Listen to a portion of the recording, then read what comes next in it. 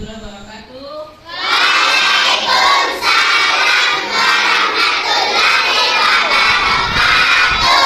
Baiklah anak-anak, kita lanjutkan pelajaran kita yaitu tema proyek bangunlah jiwa dan adapun dimensi proyek yang disasar. Ada berapa anak? Yang pertama,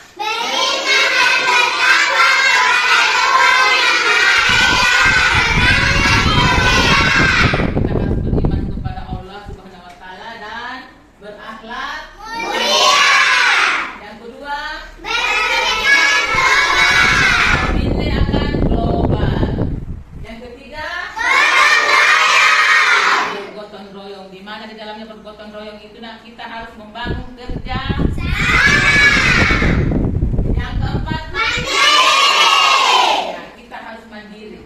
Misalnya ada tugas dikasihkan ibu guru tak apa nak, ya kita harus kerjakan. Kalau di sekolah kita harus mandiri. Jadi, yang kelima, kreatif.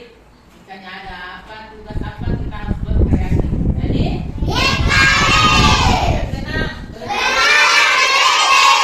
bernalar kritis, berpikir secara baik. Jadi, bernalar kritis. Ya, baik. Ada di sini subelemen proyek. Yang pertama, itu membangun regulasi diri. Yang kedua, membangun percaya diri. Membangun percaya diri. Yang ketiga, kita harus membangun sikap peduli sesama teman, sesama manusia. Jadi, tidak boleh juga kita harus saling mempeduli sesama manusia. Nah ya? Ya, baik anak-anak sekalian, siapa yang sudah pintar membaca Al-Quran? Ya, siapa nak? Oh, bagus. Hampir semua pintar membaca Al-Quran. Dari proyek kita itu nak, yaitu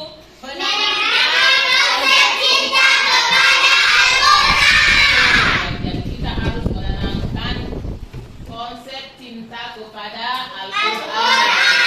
Karena itu nak kita harus membaca Al-Quran. Iya. Ya, tujuan proyeknya yaitu ada berapa? Ada 3. Yang pertama,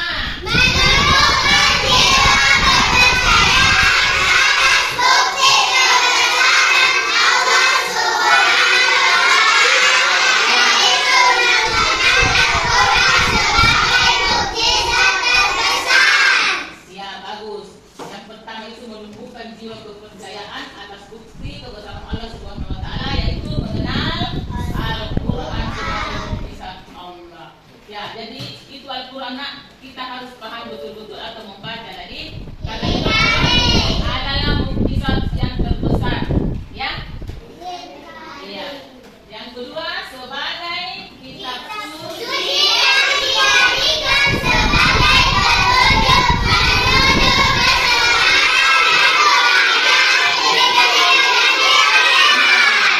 Barang siapa yang sering membaca kitab suci Al-Quran, maka itu akan dimuliakan oleh Allah Subhanahu wa taala. Nah, kalau kita sering membaca Al-Quran, nah, kita selalu diberi pemikiran yang baik, yang sehat, karena itu adalah petunjuk dunia dan akhirat.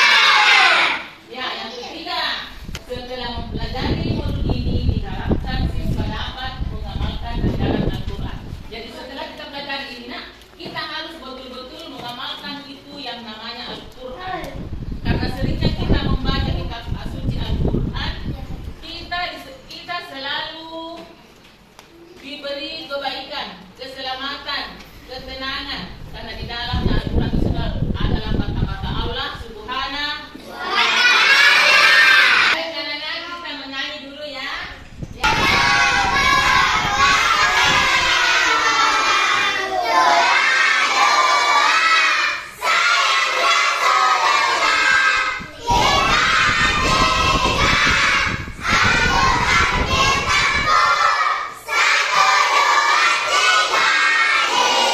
Islam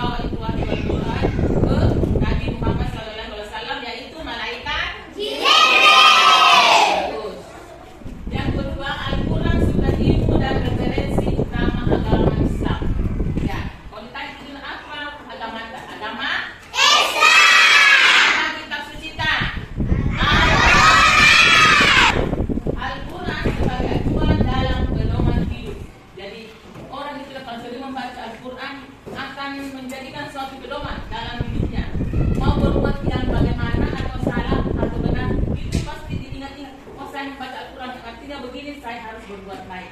Nah ya, Ya. beda itu nak yang sering membaca Al-Quran dengan yang tidak, yang atau yang jarang membaca Al-Quran.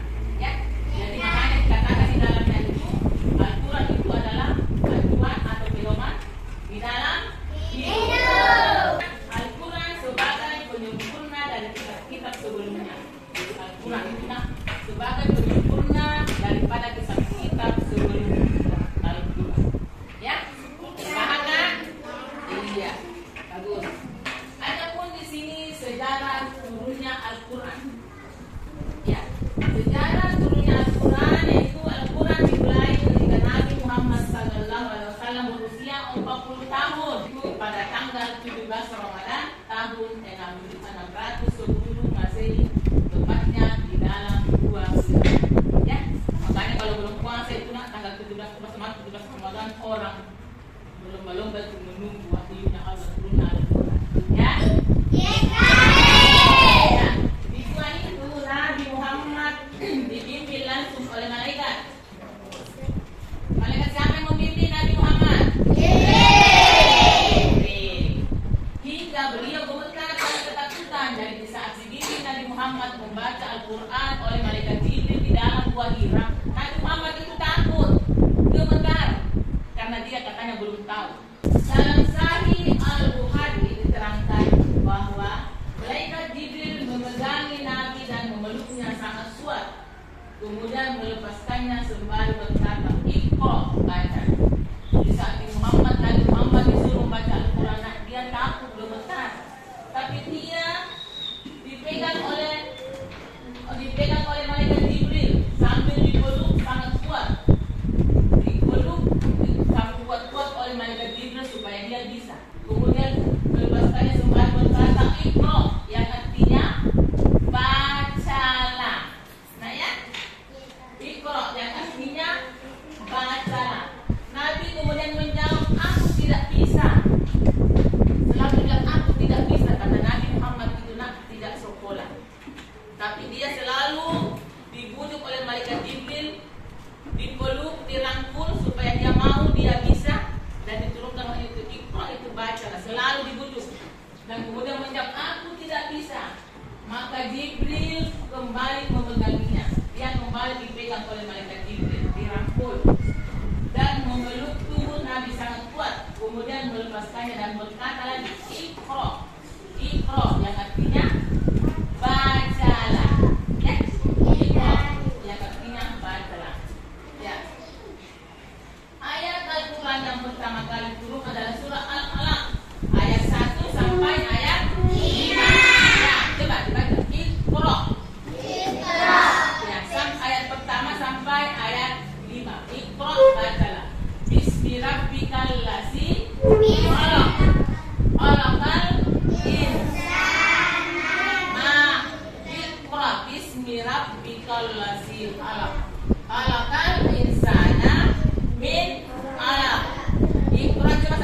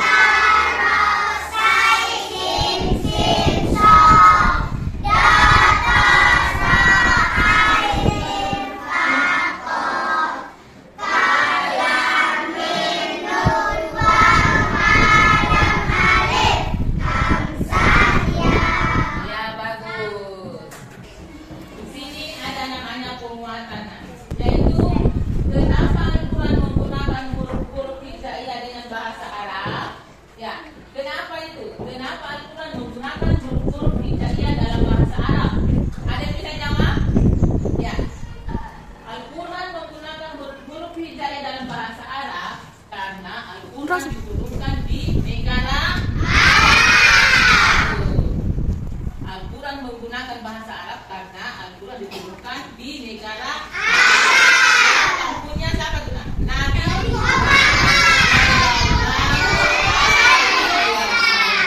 makanya diturunkan Al-Quran itu bahasa Arab karena diturunkan di negara.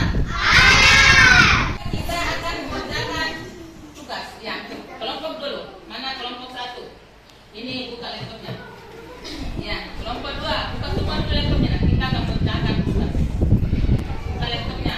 Kelompok 1, kelompok 2, 3, 4, 5. Coba buka kelompok 1 naik. Ya dengar, al-kalam maksudnya tulisan.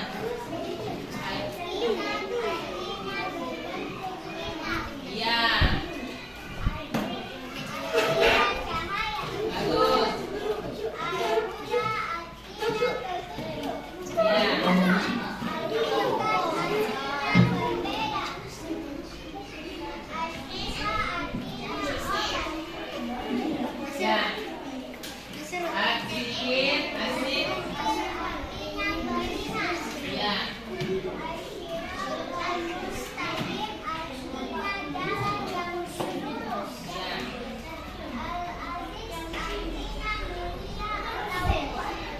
Tepuk tangan kelompok 1.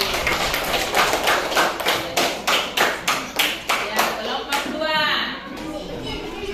Baiklah, setelah kita mempelajari semua itu sudah ada pemuatan, ada pun kerja kelompok bagaimana? Ya. Dan alhamdulillah, terima kasih.